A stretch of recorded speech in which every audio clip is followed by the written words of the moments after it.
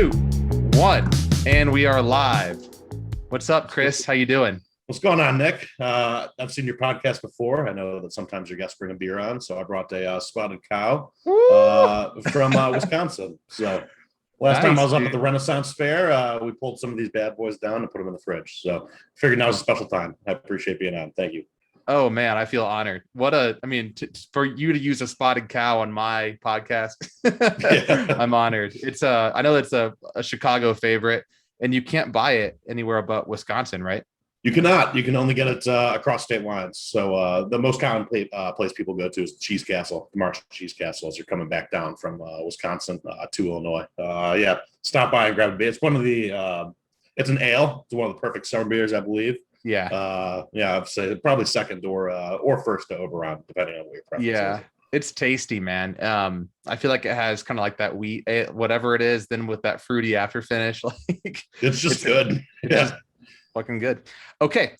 Chris Mason, one of my favorite guys to talk about music with, to play some volleyball with, just to talk about life with, man. I really appreciate you coming on the podcast.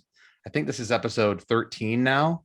So whether that's lucky or unlucky, or I'm probably the best person to have for 13 because I'm not really very superstitious. So yeah, me neither. I was gonna say it's like nothing's gonna happen. People are always like, dude, don't jinx it. I'm like, sorry if you believe in that stuff. Jinx what? Jinx the bus coming down the street. Yeah, what's going to happen? What do you think is going to happen? Yeah. That being said, most recently when I went on July 4th, I was out. Me and my brother went on a trip to one of our friends' lake houses, and I was talking shit about karma, and then like an hour later, I busted my ankle up. So as much as I don't believe that stuff, at the same time, it was one of those. That was a little bit too much of a coincidence.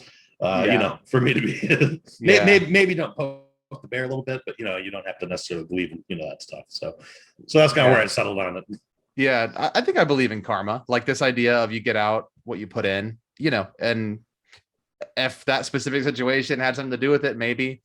But who knows? It's not like I did anything bad morally. I was just talking shit about karma itself, which I guess according would be, so it's kind of a weird gray area. Like, what the hell does karma think it is in order to exact its vengeance? But my ankle healed, I got better, and cool. I learned a lesson. Cool, man.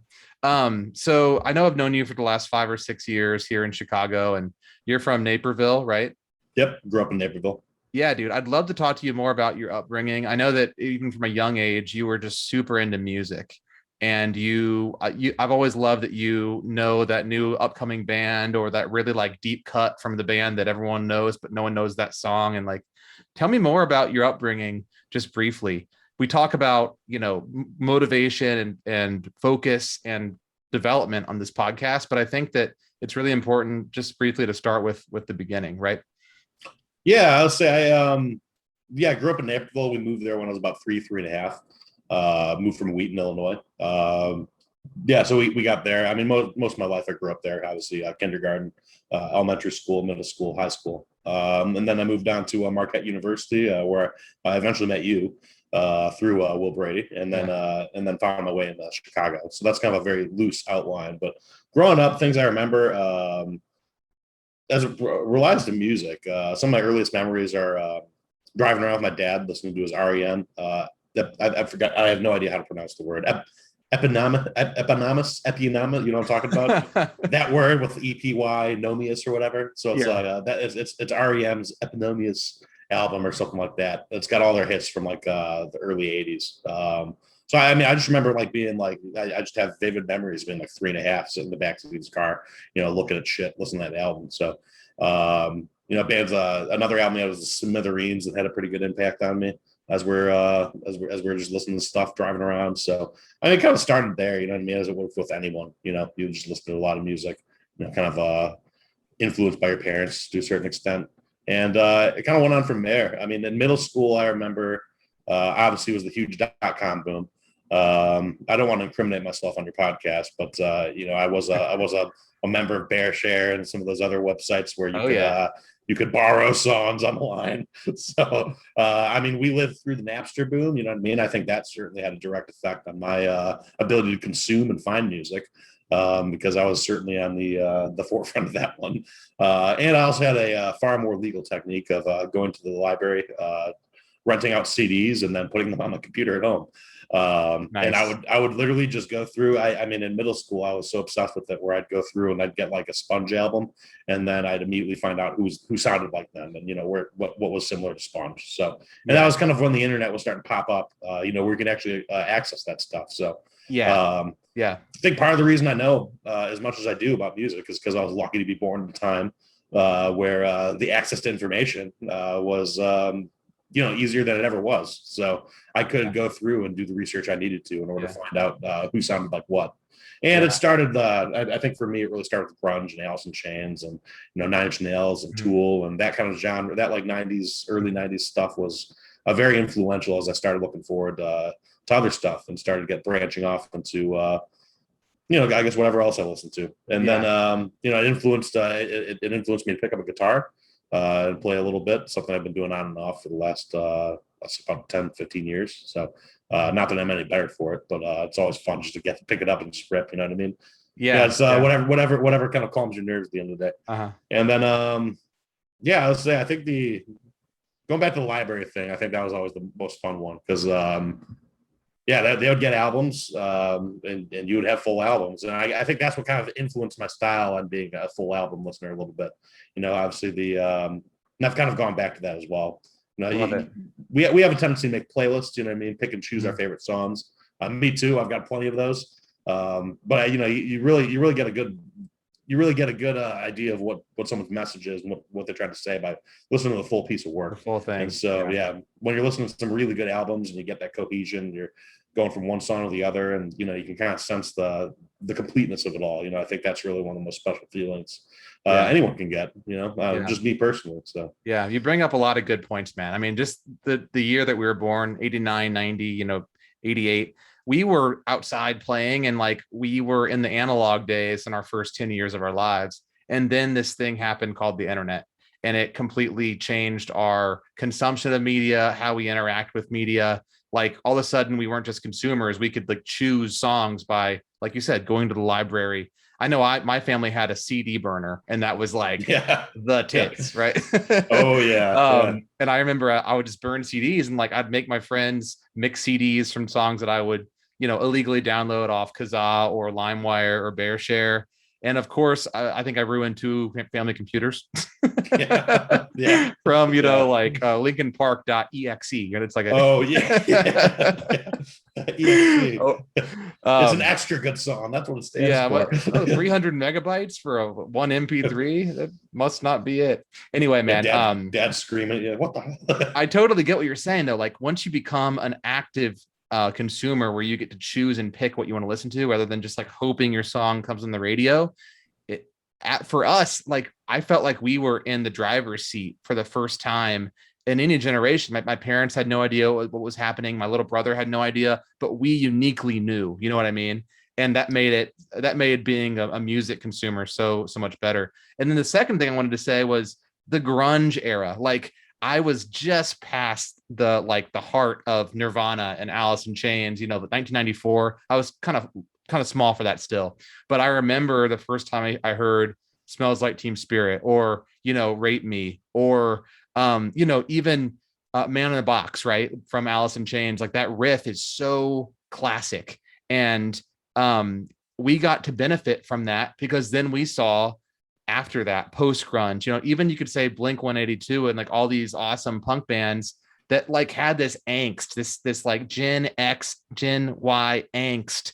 But then there were people like us who got to see that and then make our own choices, and we've got to be more creative. So I know I'm kind of rambling there with all that, but seeing that live as a 13-year-old when you're the most impressionable, kind of like turn of the millennium there, it was awesome, man. And what a great time to just consume music. Yeah, and how different is it today? I mean, like obviously, a lot of people bring up SoundCloud rap like it's a bad thing, but obviously, SoundCloud has completely dropped the barrier of entry for people. You know what I mean? You can be a hit maker overnight now, and it'll be interesting to see where things go. Yeah. I kind of think, yeah, it seems like that rap is one of the most popular things in the world right now, and it seems like it can do no wrong to a certain extent in terms of commercial viability. And so I think you're going to see. We'll see what happens with the SoundCloud rap because I'm very interested to see if if it can sustain itself or it's going to cannibalize itself. Because I think we're getting to the point where there's a lot of saturation. My Totally, personal man. opinion. But I mean, if you look at like MySpace, you remember Bo Burnham being a yeah, YouTube star, like that happened all like 2006, 2007, that era. And these are people that made a career on that. And now it's like there's no limit to publishing content. And here I am making a podcast. It's literally free. You know, I got 200, $300 worth of equipment here. Besides that, I'm streaming in HD, going live. Like it's fun though, right? You know it's what I mean? amazing. It's fun to create. Yeah. It's fun to be a part of it. So I mean, Yeah. it's no, and the barrier of entry, like I said, is lower than ever. I mean, Yeah. you can throw it on YouTube, and you can your friends can consume it, and then who knows where it goes from there. And Yeah. so that's the I think almost the new. It's almost like a new America, the new American dream. It's internet is kind of I don't know. It was the untouched potential. It still is to a certain extent, but at this point, it's there's a lot on it. Yeah. So I heard a really cool just kind of story about how it used to be that was the information age. Now there's more information than ever, and now it's almost like someone said that it's the curation age. So in the way that yeah, you create a playlist that gives the listener a specific experience, your curation is the value. Anyone can access those songs for $10 a month on Spotify, right? But your ability to be a unique music listener and personality, I think that's a really cool way to consider how you create value in today's economy, you know? yeah, absolutely. Yeah, kind of creating your niches and kind of finding your pockets to a certain extent as well. Because I guess following up on that is that I mean that the benefit of technology is the ability to segment, and I mean you can get as granular as you want to with what you want to find and what you want to listen to. So if you want, I like trying to be in the eclectic end. You know, I like having a variety. But even then, you know, there's sometimes where you just want to listen to one type of genre or one type of song. So it's kind of interesting that anyone can kind of be an expert in whatever they want to be. Yeah. You know, one person might be. I was at the party. I remember talking to one of my friends, Allison, and she's a huge fan of industrial music and gothic music. And I'm a big fan of that stuff too, but more of a casual if we're like standing next to each other. You know, so I was just blown away by how much she knew. Kind of switching topics a little bit. That's actually how you know, there's a perception about me being like a music guy. You know, how do you find it? You know what I mean? And I find a lot on my own. Don't get me wrong, but I mean, honestly, one of the biggest things that helps me the most is having that outward perception and people talk to me. Talking to And people. so people will be like, oh, have you heard of this or have you heard of that? And so I get a lot of input from other people. And I mean, that conversation with Allison is a perfect example. You know, where you know I like Bauhaus. And so I come in conversation from that angle. You know, they're an old school gothic punk band. You know, Peter Murphy and David Ash. You know, a combination of a really good guitarist and then a very kind of creepy Dracula looking lead singer. And they took, I'd say they took the world by storm, but they weren't very popular. But they wound up spawning a lot of genres and a lot of people were influenced by them. You know what I mean? Not alone would be like, I guess, including 9 Inch Nails is something you can look at. I mean, that kind of gothic art, that gothic feel sometimes, that kind of dark mentality comes probably from the Bauhaus era and from the bands like that. I mean, they really helped kind of this gothic punk sound. And, you know, that's kind of, I walk into the conversation with that in my back pocket, and then she's just like rattling off all these people I've never heard of. And like, I can't take notes fast enough. You know what I mean? Like, I'm just sitting there like, you know, that's just that those conversations to me are the most valuable. So, Well, I think, yesterday when I told you like the kind of riffs and just the painful, like the guitar, just like crying sound I wanted to hear, you told me about Tool, right? And you told me about 9 Inch Nails and like, damn, like I put that shit on and I was like, that was exactly the vibe I was going for. You know what I mean? Yeah. It can get pretty loud. It's, just like, man, just so raw. Like you said, the word was sludgy. Just Sludgy, the sludge. I like the sludge. That's Alice in Chains is one of my favorite bands for that. Yeah. They're I mean, they kind of almost invented this. They have a lot of songs that have the word sludge in it too. So really, that kind of helps. There's a few bands I've heard you say a couple times in the last few months. Like I know Faith No More is one of the ones you like. I love them. I tried Helmet yesterday. Like, what is it about specific bands that when you hear it, you're like, oh, like say Queens of the Stone Age. Everyone knows the song No One Knows from 7th grade, right? But like, why does Chris decide that album is worth listening to front to back? well, just because when you hear no one knows, it's kind of like, all right, there's got to be more like this, right? Yeah. So I mean, you kind of want to find it. I don't know. I bought that. That's one of my favorite albums. I bought that album, spent a lot of time with it, and it's got a lot of really good songs on that. But that's a good point. I don't know the answer to that question, and I think that's a very important question too, is why some people will go seek it out and why some people don't. And I think it's just if you want to or not to a certain extent. Well, but it's yeah, I mean, there's a lot of really good stuff in there. I don't know what drives me to do that. It's just an inquisitive nature. You know what I mean? I want to find out, what's there. I like the full body of work. Is kind of what we opened with. I like seeing what someone comes to the table with, the full complete idea. And that album in particular is a really good one to look through and listen to the full thing because it's so intertwined. It's kind of I really like concept albums a lot. That's something some people are into or not. I really like it when a band kind of puts together a theme. Sometimes it can go better than others. I think that Queens of the Stone Age album is one of the best. Song for the Dead, Songs for the Deaf. Yeah. Yep.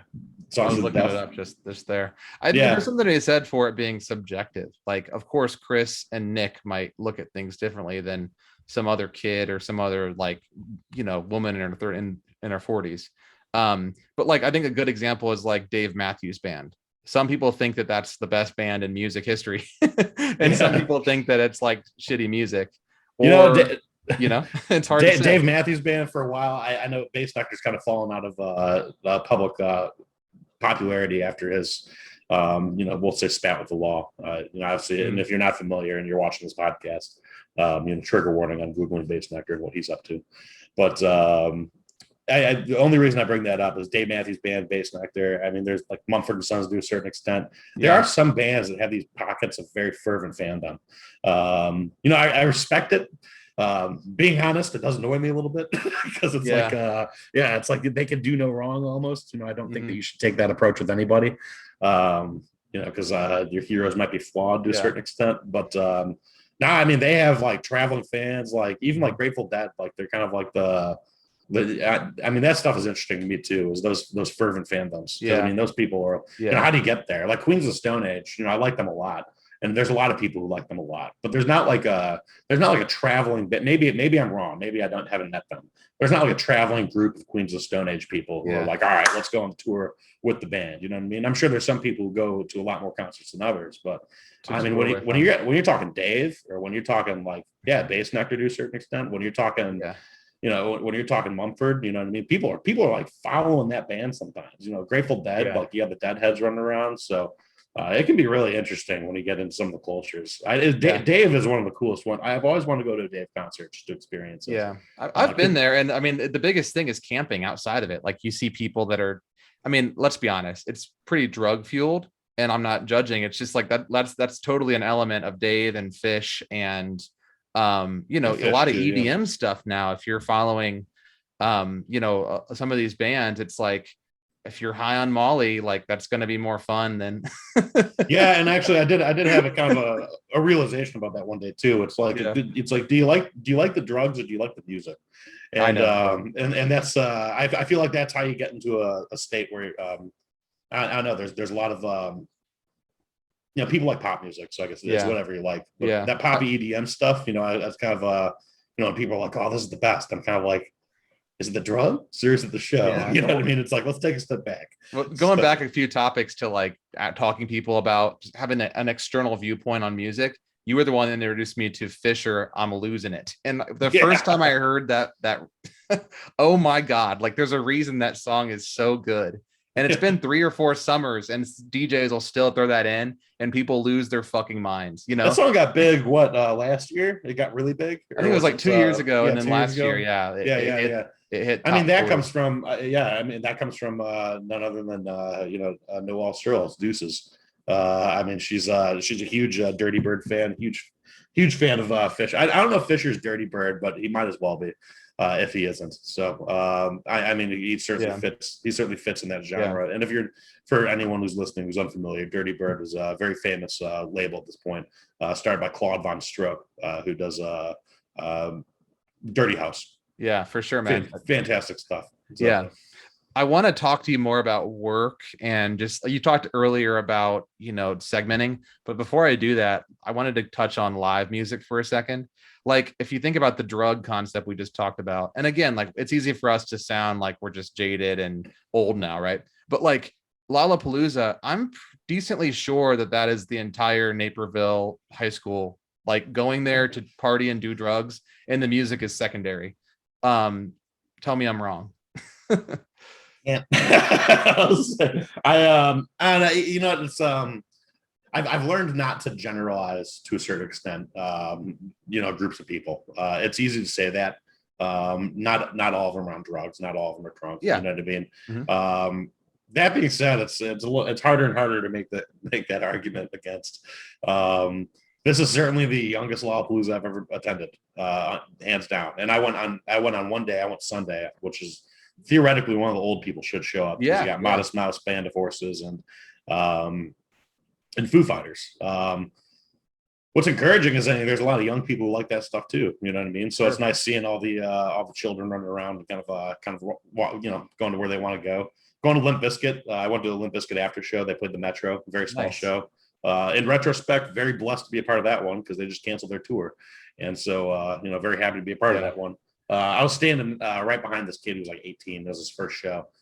You know what I mean? So but you can't I was talking to him, and I was just really pumped up for him. You know what I mean? I was just having a great time talking to this kid in line.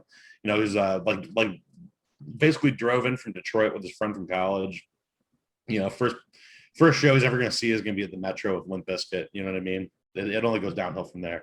But he's just having a great time. You can't take that away from someone. Here's a kid just having a fantastic time. Compare that to maybe the stereotypical Naperville kid who's going there to have a good time and do some drugs.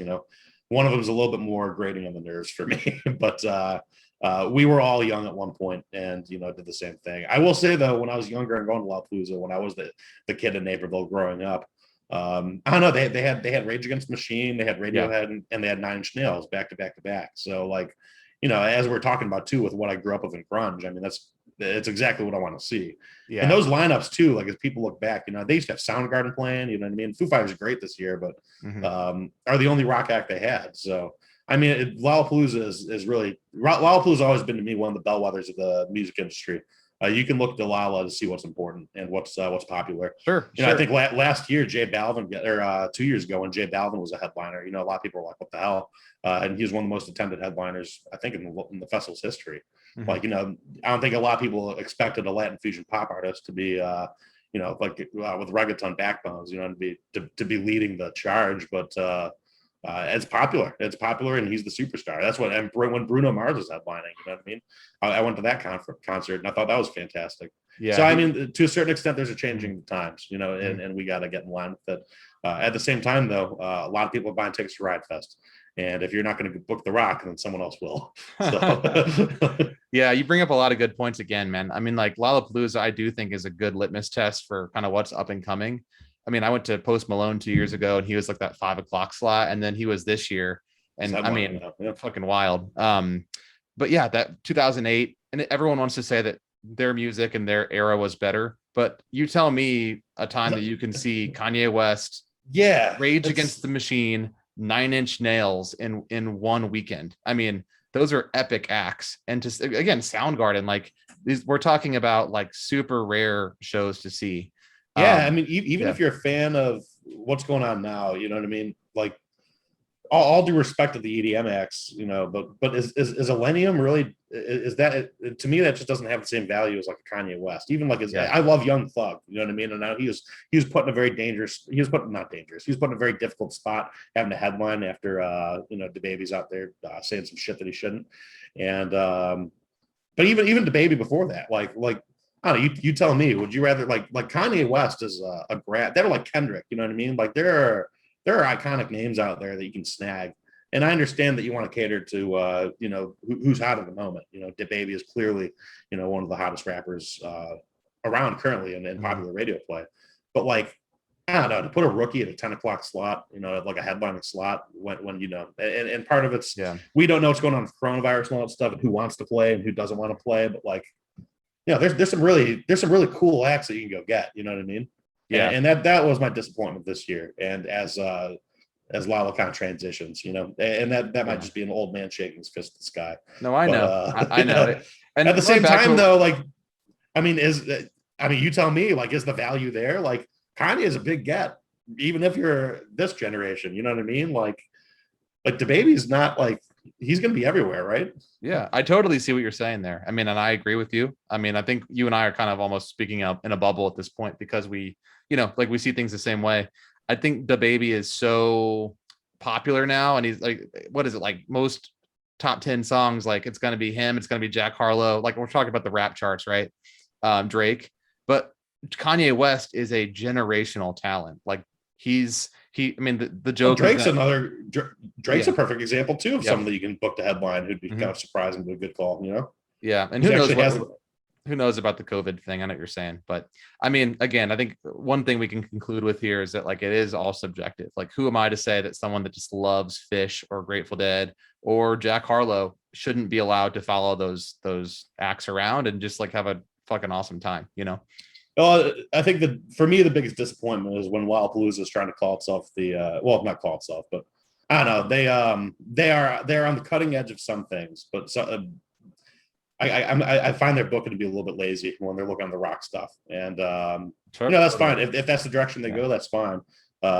Because there are, I would say, like I said, Riot Fest and some of the other festivals are kind of taking that place. So maybe that's just the evolution of the brand, and that's just, I mean, because there's a competitive business environment around these festivals too, right? You know what I mean? You can be a generalist or you can be a specialist, and Riot Fest is specializing. And I have to imagine they're cannibalizing some of that from Wildpalooza. So it might not necessarily be all their fault. Totally. There's only so many weekends per summer, right? And it's like, I don't know, like when you say generalist specialist or lazy or not lazy booking, like there's a way to be on the cutting edge. And then I think what we said about the litmus test for what's hot right now is Lala, right? Like Jack, that mindset puts DaBaby at a headlining spot, right? But they're not going to put, the best artist there. It's all a cash cow. 400,000 people buying. Half of those people have 4-day tickets. It was still 3 days a couple of years ago, but I feel like at this point we're both sounding like old men. Yeah, right. Well, I will say the dirty asterisk, if you're looking at it too, is, I mean, if you think about it too, how much does it cost to pay Millennium or DaBaby versus bringing in Arcade Fire and Kanye West?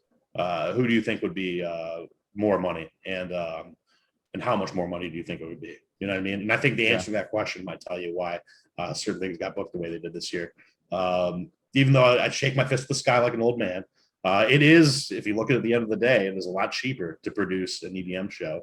I believe so, at least, than it would be to get the whole rigmarole going with some of the other, you know what I mean? You're paying one person rather than Millennium is a good case where it's just one person collecting a paycheck, versus splitting them up amongst the band, So same with DaBaby. I'm sure I don't know how many people he's splitting that with. I'm sure he's got a team, but I have to imagine he'd be a little bit cheaper than Drake and some of the other superstars you think you can get. So some of his budget as well. And, if that's the case, if you're making a decision based on that with the festival, like you said, it's a cash cow. You're making money hand over fist. You can spend a little bit more. Yeah. So. Yeah. I love how passionate you are about the business too. One time we were talking about this. And you're kind of in transition right now. Your company Instec, I know they're being acquired. Talk more about what your day-to-day is like right now with just culture and works and everything that you're doing with them. Yeah, so in April, the company I worked for, Instec, got acquired by they were one of our competitors, but not anymore. Now we're part of they're called Insurity, and so they came in and the deal went down, and here we are. So that was about I think April, May. It's been interesting. I mean, going from a small company to a big company. Certainly definitely experiencing what a lot of people call culture clash, Okay. And that's kind of understanding how things work and how to work with people. So I was very interesting. So I went from a team of 2 to a team of 14. And so that itself is very something. And going back to the general specialist thing too, That's essentially kind of what I'm going through right now. Working on a team of two, I had to wear many different hats. And so I was doing a lot of different things. I was doing email marketing. I was doing social media. I was doing event management, doing a lot of writing. At one point I was taking care of our budget. So there's a lot that I was in charge of, and there's a lot that I had my hands in. With this new company right now, that's not, they don't need that. We have 14 people on the marketing team. Probably more, honestly. That's just 14 is the average I see when we get into our group meetings. Mm-hmm. But yeah, I mean, we have someone on staff who does writing. We have someone on staff who does social media. We have a lot of product marketing people on staff. We have someone who does there's a lot more specialists. There's a lot more people who are kind of aligned in one element of their job. So that's one thing I'm having to learn as I'm going through this transition is learning how to specialize. So that is very much of a shift. Going from kind of an ambiguous job to where it's all right. What am I doing each day? It might be a little bit of writing today. It might be a little bit of social media planning tomorrow. You might have your hands in many different things. To all right, now I'm on events. Now my job is trade shows and events. So how can I do this best? And I kind of like, on one hand, I like it because I get more time to devote to that stuff. So I can do a little bit more, and I can. I'm already thinking about some. I'm already thinking about some ideas that we can do, so I can do that stuff better. How can I improve upon what I've done in the past for event management and the way that we host events and get meetings and talk to people and engage people and let them know that we're going to be at a conference. How do you do that? So. I'm going to be able to hopefully work a little bit more with landing pages and web design and try to really leverage our website ahead of events and get people to I guess recognize it that way. But it's now that I can do that, I don't necessarily have to do the other stuff that I was doing before. Yeah. Just because there's a team in place. I don't need to do the writing. We have writers. Yeah. I can just come up with a list of bullet points, pass it along, and then get some pretty good back. And so. Learning to let go of that is a very difficult thing. But something that I've been able to adjust with, I think, pretty well. If I'm going to give myself a bit of a grade, nice solid B there. So I remember when you were doing a lot of writing and talk about like segmenting and marketing. You were a marketing manager, a marketing director. What was the title specifically? And senior marketing associate. Yeah. So your job was basically to put out content for the company and plan that content. To a certain extent, so my boss Mike at the time, we had a very good relationship. I mean, if you had an idea, you'd take it and run with it. So yeah, I would generally plan the content. Sometimes Mike would have an idea that he'd come to the table with and would write an article. We tried to publish for our blog about once a month. That was a pretty good cadence for us, especially with two people. And so we stuck to that pretty rigorously over a course of 3-4 years. Then once the sales was coming through, we were both kind of like, all right, yeah, we can we see what's going on here. Yeah. So we'll see. That's a cool feeling though. I know I've been a part of a startup or two startups, and I remember that feeling of wearing multiple hats and just like transitioning from one project to another based on what the business needed. And I know that your company now is larger, but in a way you're kind of doing that. You're shifting your work style to, okay, like what's it going to take to climb this mountain? Like where is base camp? Where's stop A, stop B, stop C, and where's the summit, right? Like, so interesting what you said about event marketing and shifting that kind of that work. Yeah, I mean, that stuff is, I kind of look at it as a tryout both ways. It's a tryout for me and it's a tryout for them as well. Because if the culture doesn't fit, then that's something that I got to recognize as well. Right now, I'm pretty happy with it. I mean, people treat me with respect. I treat them with respect. That's kind of all you can ask for at the end of the day to a certain extent. And so far we have pretty good relationships all around. But yeah, I say it is. And the interesting thing too is that the being a generalist doesn't go away. There's elements. I've had conversations with my new coworkers about things that I've done in the past that I can help them with. So all that stuff is going to come back and help me here as well. All that stuff that I did and working in different departments because I mean there's a lot that needs to get done. I mean for like right now we're like website work is one of those examples. One of the gentlemen on our team has expressed interest in getting me involved in doing some of the landing page planning. And so a lot of that's from, what I was doing at Instec when we were working in a shop of two. So Cool. So I got a lot of base experience in a lot of different areas, and I might not be an expert in a lot of those things, but it's given me enough of a layman understanding when I step into the room with someone who might be an expert, Sure. and that can be just as valuable because in order to talking the language with people and being able to kind of cut through the communication barrier can be very very important. Also, one of the most difficult things to handle in business. Yeah, So yeah. yeah, For me, that's been so important. I mean, my career in tech sales, I don't have to know how to code or how to all the technical specs behind a product, but I need to know what they mean and like what they do, right? Like yeah. not the technical specs, but why the product is built in this way and like what's possible with the technology.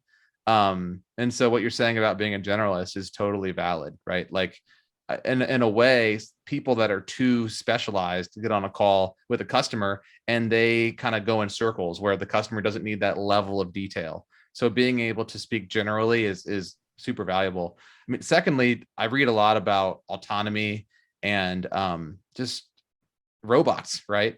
And to an extent, super repetitive, simple, tedious tasks will be outsourced eventually. That's They're gonna generally the trend, right? So, to the extent that Chris can talk about three different things base level, that's critical thinking that only humans can do. And that's only going to be more valuable moving forward, at least in the next 50 well years. right now. Yeah, Yeah. preface that with right now. That's an interesting conversation. I won't call it terrifying Mm-hmm. because I think it'll ultimately be helpful. But I don't know. That'd be an interesting question for you. Do you think in our lifetime we're going to see autonomous thought out of a computer, out of a machine? Yeah. And I think, Singularity. yeah, I have to imagine it'll come at some point. I mean, to Yeah. me, that's like, I don't know if this is a good way to describe it. To me, like the way I think of it is like they're recreating the brain almost Mm-hmm. in a computer. You know, Mm-hmm. we're kind of close, but you don't have the soul, Yeah. and so that's kind of like what you're, what is the soul? What does that stand for? You know Mm-hmm. what I mean? Sure. Still, Sure. I look at it a lot that's through like like the yeah, lens of autonomous driving. Okay, so we can create cars that can take a task like driving on a highway and make that work well. But when we're talking about roads that are, 15, 20, 30 miles per hour, where there's stoplights and there's turns and there's people walking in front of you, all of a sudden those super complex tasks become much more difficult for that machine to process and to make the right choice. Um, you know, Autonomous cars were supposed to be here 5 years ago, and they realized just how many decisions humans have to make behind the wheel every second. So to answer your question, I think it's going to happen eventually, but I think we're kind of in that place now where we're realizing the complexity of some of these things we're asking machines to learn, and it will take more and more data to get there. yeah. I mean, it's also, a very morbid subject to a certain extent, but no, I mean, I think it becomes a logic problem almost and a morality issue sometimes too, because I mean, how much so if you bought an autonomous car, you would hope that it would save your life. You know what I mean? If you get into an accident. So you'd hope that I hope this thing is going to crash in a way or, handles it in a way that at least has the safety features that I'm going to be safe in case, something like that happens. So um, what happens in a scenario where saving your life might send you into a crowd of people or Mhm. something along those lines? How does that decision get made? You know what I mean? Sure, How sure. how is the computer going Yeah, to think about that? yeah. Is the computer going to value and go, Mhm. okay, this is a dangerous situation. Multiple people are going to die at the cost of one life.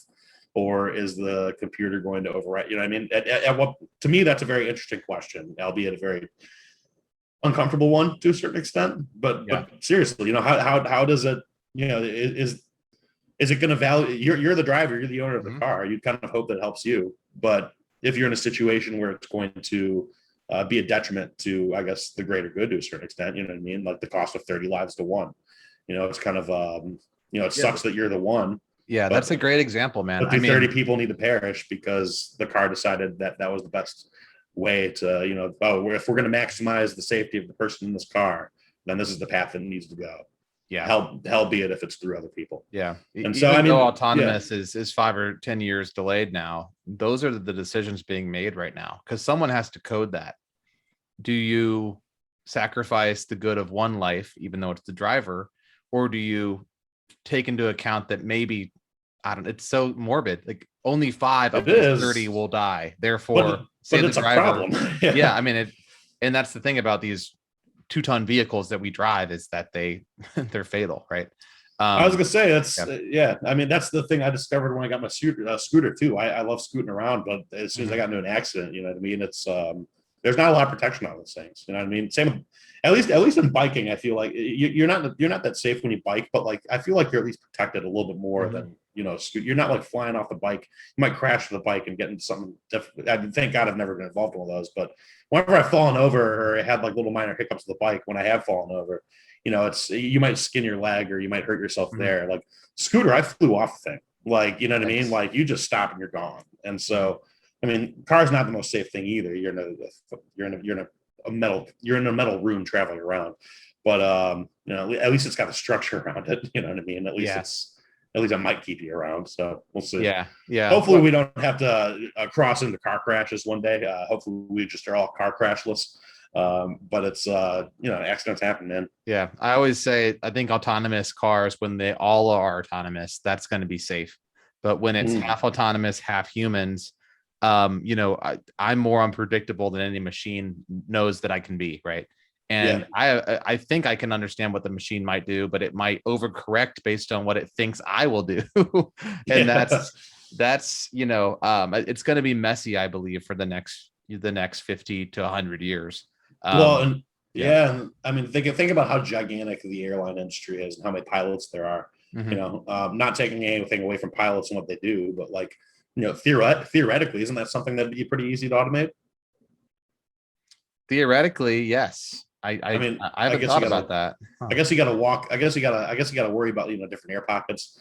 And unfortunately, we're coming at this conversation unless you have a secret, untapped knowledge of airlines that I don't know about. No, I don't. I think both of us are a little bit ill equipped to talk about what airlines or friggin' Just pilots are yeah. doing. Yeah, you know that crazy Boeing word pilot. 737s and Yeah, like Airbus. I'm not solely. So I'm not like I'm not gonna flip the plane, invert it, and land it. You know what I mean? Yeah. I'm gonna be the guy shitting his pants on C7. You know what I mean? Hoping to God that we're gonna Yeah. land safely. But yeah, I mean, you probably don't want a computer in that situation, but at the same time, like I mean, if routes are direct, you know what I mean, and you can automate that entire thing, I mean, wouldn't that make it better? I mean, because isn't one of the biggest issues with airline, traffic, air traffic, Air when traffic people control. land, Mhm. that whole it's a whole choreographed song and dance. And so, I mean, what would be better to do that than a central hive mind Yeah. of like a computer or some autonomous, Yeah. nature? But I It's don't think people are ready to grapple with that one yet. You know what I mean? Who's your pilot? Oh, we don't have a pilot. It seems like every time I fly into O'Hare, like it's you land and then you kind of taxi for like 30 minutes. Then Yeah, you get to your yeah. gate. And if you're early, they're not ready at the gate. So I know what you're saying about that song and dance. It's literally a dance because you're just trying to get home. Yeah, seriously. And I mean, sometimes they'll be like, "Oh, we're going to land at G4," and it's like G15's open. Get the hell over there. You know what Yeah. I mean? Yeah, Yeah. it's you got to be flexible with it. My friend used to be an air traffic controller. It is a thankless job. It's very stressful, and I've heard. he got out of it. Honestly, it just wound up not being worth the cost, which I can understand. But Yeah. Yeah. difficult stuff. Still, I mean, you have to wonder. I mean, is that going to happen? I wonder with my own job in marketing too. There's I mean, social media stuff like that. You could probably put an algorithm Mhm. to analyze. I mean, it's all about the data set, right? When you're Yeah. looking at all this automation, Yep. and if you can target the right things, and you can teach something to tweet about insurance too, man. Like Yep. I'm sure that we're going to get to that in the point. Yeah, how are you? And that's obviously an entirely different conversation that I think would be Mhm. another interesting one to have with someone far more capable than I on that one, who might have a little bit more background in AI. But yeah, I mean, as a strategy, how are you going to differentiate yourself as you go into the world of automation? And I Mhm. think what you said about curation is very interesting. I think that applies to many different things. Yeah. You Well, know, if you feed it enough data and you know what you're looking for, maybe you maximize or optimize for impressions or engagements or reshares, whatever that metric is. You feed it enough data and you teach it what type of post is going to create that, and then it finds posts like that, and then it makes, it's like I can see how it would work in theory, right? But would Chris sitting behind his desk who's been working there for 3 years, at least in the near term, be able to do that better than a machine? Maybe. Well, I probably have more context to know if a tweet was sensitive or not. You know what I mean, or Oh, something dude, along yeah. those lines. So, yeah. So, like, let's say you're going to send a tweet out about, oh, me and us in this company. It's a great partnerships going on. Maybe that relationship's not as strong as it was a month ago. You know what I mean? As well as I do, that relationships in business go up and down. One day you're the greatest vendor in the world, and the next day we need this now, and we need it immediately. And so it's just the nature of the game to a certain extent. You know what I mean? And when projects can get tight, people can get a little bit frustrated. And so, I think sometimes the knowing context will always be very important, and that'll always be, I think, the edge that we have on technology until it learns that too. But until that, I think we're safe. I was going to say, it'll come to me, but that was said. I had another interesting. That was actually a question for you, but okay. I think it's good to maybe wrap it up in the next 5 or 10. What was the question? Do you know? I'm trying to come to it. It was on this automation subject too. Okay. Let me. We'll see if it comes to it. Yeah. So every guest I ask a personalized question to. I've really enjoyed this conversation, briefly touching on music and touching on work, and then now like autonomy and robots and everything. Yeah, who knew we'd get to here, right? Yeah, it's kind of wild, right? That's what friends do. What is your dream job?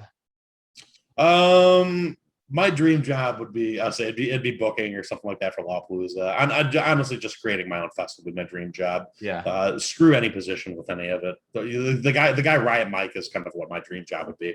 Riot Mike does Riot Fest, and he's just kind of like the czar of Riot Fest, and goes around and talks about like, I book what I want, and it's what you want as well.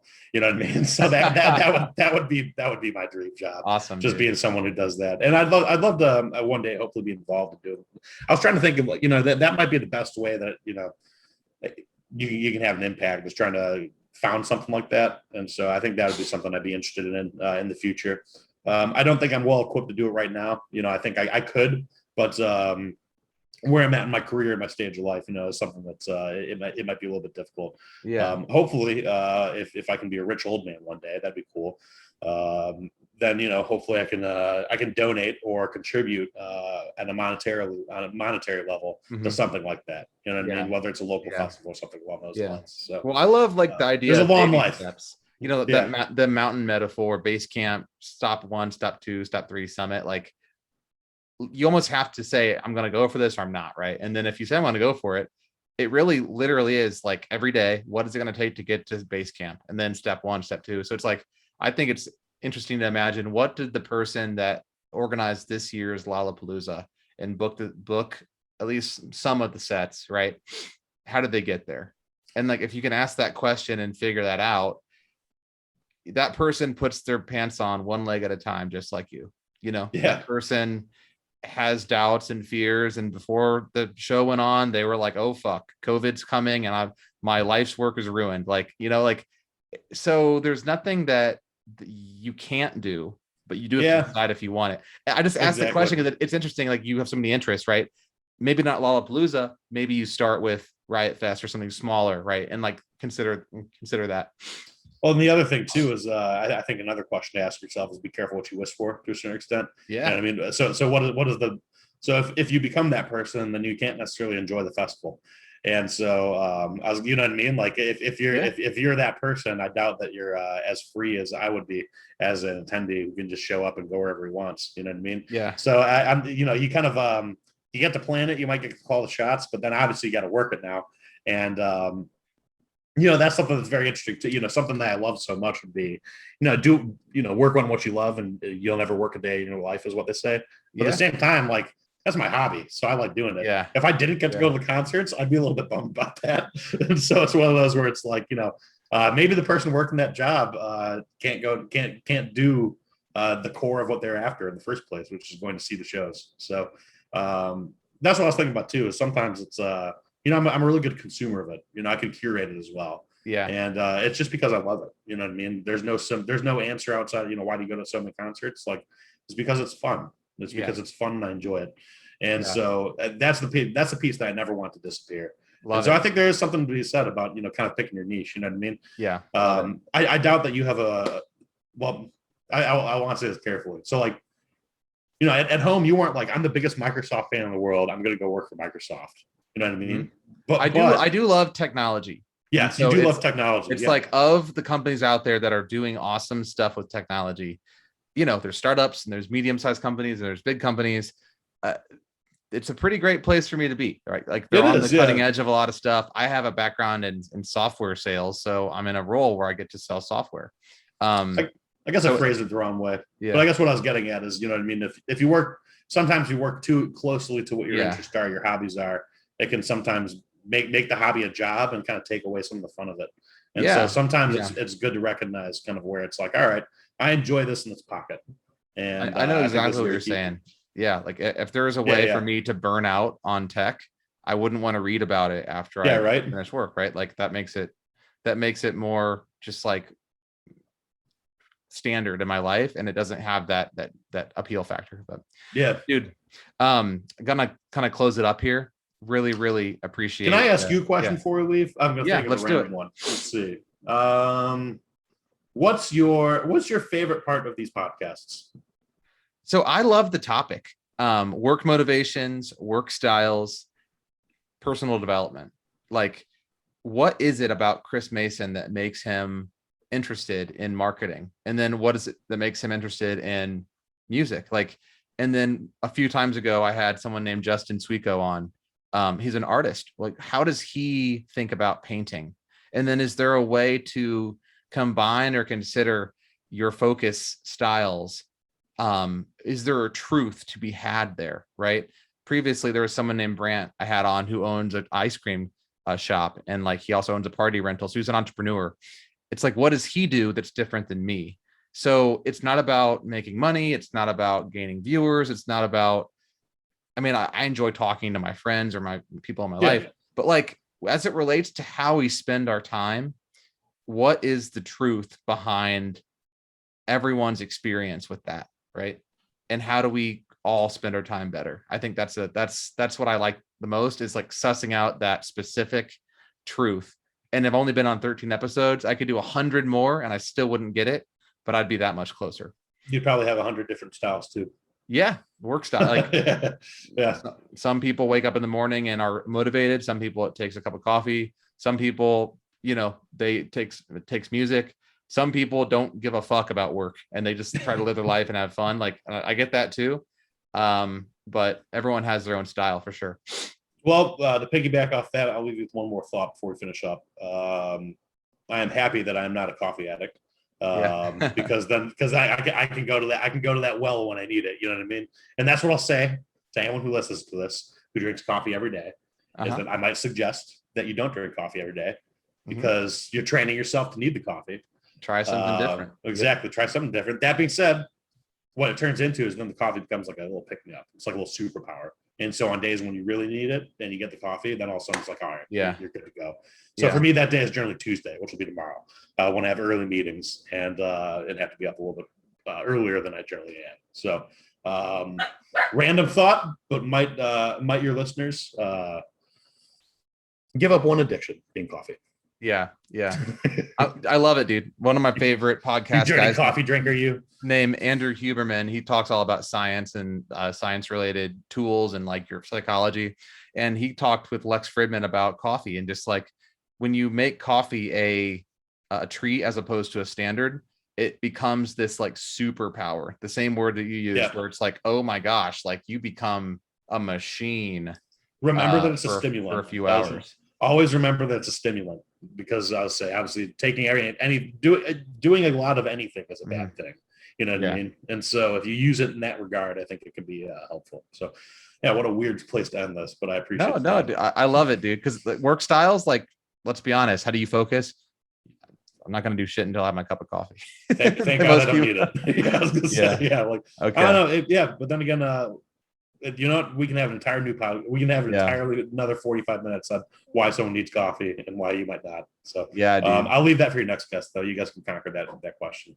Yeah, dude. Thank you so much for coming on. Have a good rest of the night. And if you remember that autonomy robot question, it's gone. Let me know. A robot would have remembered it far better than I would have. So, All right, dude. Thanks again for coming on. Really Cheers. appreciate the awesome conversation, and have a good rest of the week and rest of the night. Thanks for hosting me.